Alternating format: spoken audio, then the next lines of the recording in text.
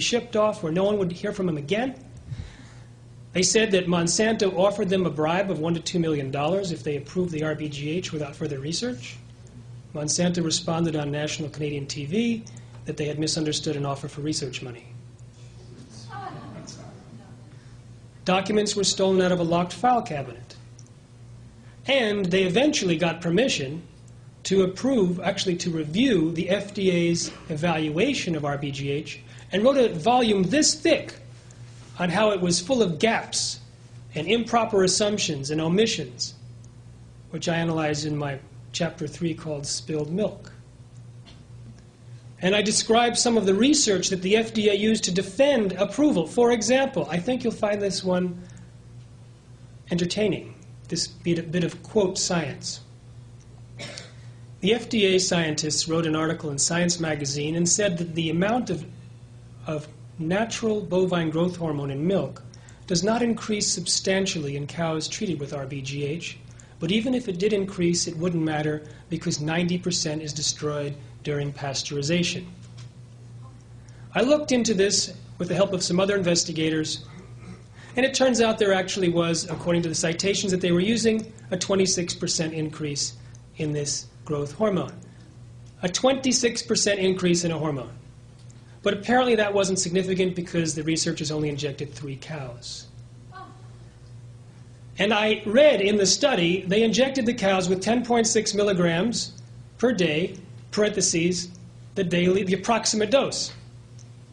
Now, by the time I read this, I'd been doing a lot of investigation, and when it said approximate dose, my red flags went up. And I called a friend of mine, who I knew would give me the straight scoop, because he had published in his dairy newsletter some stolen documents from the FDA years earlier. And he had showed that when Monsanto wanted to verify that injections did not interfere with fertility, the researchers apparently added cows to the study that were pregnant before injection. When cows got sick, they were removed from studies altogether. It also showed that immediately following injection, there was an increase in hormone levels in the blood of up to 1,000-fold. So I said to my friend Pete Harden, Pete, it says 10.6 milligrams per day, the average dose, the approximate dose. He immediately said, no one injects every day. It would be economically infeasible. Dairy farmers inject every 2 weeks. I said, how much do they inject? He said 500 milligrams, not 10.6.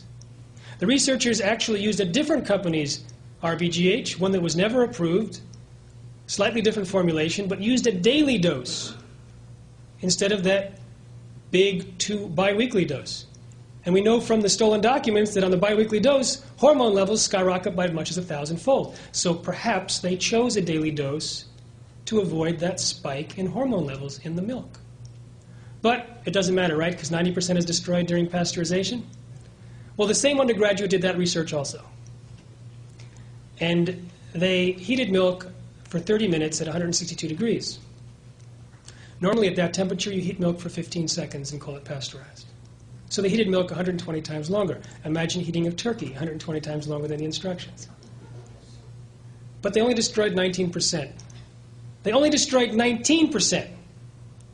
They added powdered hormone. 146 times the natural occurring level of hormone, heated it 120 times longer, and were then able to destroy 90%. And that's what the FDA quoted.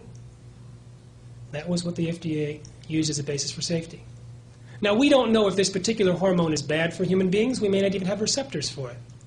But that's not the only thing that increases in milk. Antibiotics increase in milk, pus increases in milk. That's treated from RBGH, but also IGF-1, insulin-like growth factor 1.